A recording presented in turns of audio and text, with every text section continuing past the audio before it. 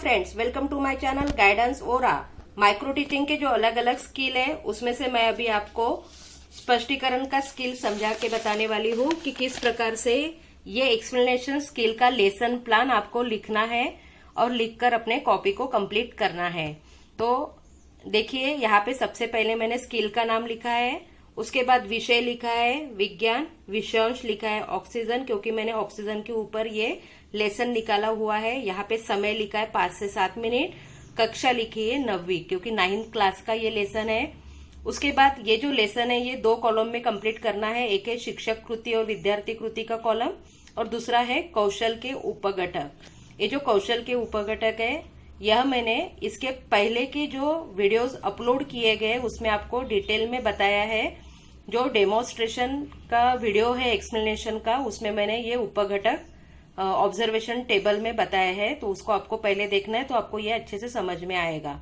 यहाँ पे देखिए, शिक्षक कृति में शिक्षक बच्चों को एटमॉस्फेयर निर्मित के लिए अलग अलग क्वेश्चंस पूछती है और 2-3 क्वेश्चंस के बाद में आप देखेंगे कि बच्चे जैसे ऑक्सीजन आंसर देते हैं कि हमें जिंदा रहने के लिए किसकी जरूरत है, तो हमें जिंदा रहने के लिए ऑक्सीजन की जरूरत है। जैसे यहाँ पे ऑक्सीजन ये वर्ड आता है तब शिक्षक कहते हैं कि बिल्कुल सही, आज हम ऑक्सीजन के बारे में पढ़ने वाले हैं। तो यहाँ पे उपघटक क्या आएगा? प्रारंभिक विधान। ये शिक्षक का प्रारंभिक विधान हो गया है। यहाँ पे शिक्षक किसी भी चीज को जलने के लिए ऑक्सीजन की जरूरत होती है यह समझाने वाली है। तो यह जो है यह एक प्रयोग के द्वारा एक्सप्लेन कर रही है। तो ये जो बताने वाली है उसे कहते हैं स्पष्टीकरण दुआ। और यहाँ पे प्रयोग में जो जो साहित्य लगने वाले हैं वो सारे साहित्य यहाँ पे दिखाते हैं। जैसे मोमबत्ती हो गई, कांच का ग्लास हो गया, माचिस हो गई, कांच का जार हो गया। तो ये सब जो चीजें शिक्षक बताते हैं वो सब हो गया दृक् श्रव्य साधनों का प्रयोग। यहाँ उपघटक में हम लिखेंगे कि दृक् श्रव्य साधनों का प्रयोग यहाँ पे शिक्षक ने किया है। तो इस प्रकार से उसके बाद में शिक्षक ये किसी भी चीज को, जैसे मोमबत्ती यहाँ पे लिए कि मोमबत्ती को जलने के लिए ऑक्सीजन की जरूरत है, यह प्रयोग खुद कर कर दिखाती है और एक्सप्लेन करती है। तो यहाँ पे लिखा है उदाहरण, नियम, उदाहरण। और जो विद्यार्थी रहते हैं वो ध्यानपूर्वक पूरा प्रयोग देखते हैं और प्रयोग जैसे जैसे होता है उस हिसाब से शिक्षक फिर बच्चों को क्वेश्चंस पूछते हैं। जैसे ये क्वेश्चन है कि दोनों मोमबत्ती में से कौन सी मोमबत्ती बुझी, तो यह है स्पष्टीकरण दुआ। यहाँ पे स्टूडेंट बताएंगे कि कौन सी मोमबत्ती बुझी कि जिसके ऊपर कांच का ग्लास रखा गया है वो मोमबत्ती बुझ गई है।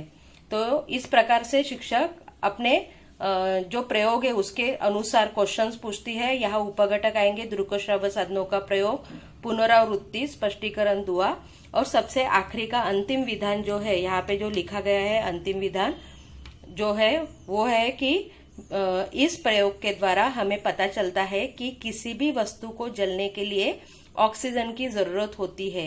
ये इस लेसन का ये जो अंतिम विधान है, इसलिए यहाँ पे उपघटक अंतिम विधान लिखा गया है। इस प्रकार से ये लेसन आपको लिखना है और इस लेसन का जो ऑब्जर्वेशन चार्ट टेबल है वो भी टेबल आपको कंप्लीट करना है। इसमें आपको इस प्रकार से ऑब्जर्वेशन टेबल में निरीक्षक का नाम, उसके बाद विषय, विषयांश, जो टाइम और क्लास है वो सब लिखना है। उसके बाद यहाँ पे आपको जो भी उपघटक दिए गए हैं ये ऑब्जर्वेशन टेबल में उदाहरण, नियम, प्रारंभिक विधान किया है कि नहीं किया है, पुनरावृत्ति हुई है क्या, दृक् श्रव्य साधनों का उपयोग किया है क्या, अंतिम विधान कब हुआ है, तो इस प्रकार से यहाँ पे टिक मार्क आपको करनी है। और ये जो टिक मार्क होने के बाद में पाठ कैसा हुआ है उसके जो सजेशन है यहाँ पे सजेशन आपको देना है। जैसे इन्होंने दिया है कि पाठ में अलग अलग प्रकार के उदाहरणों का प्रयोग किया गया है, यहाँ पे साइन रहेगी और इस प्रकार से ये ऑब्जर्वेशन टेबल आपको कंप्लीट करना है।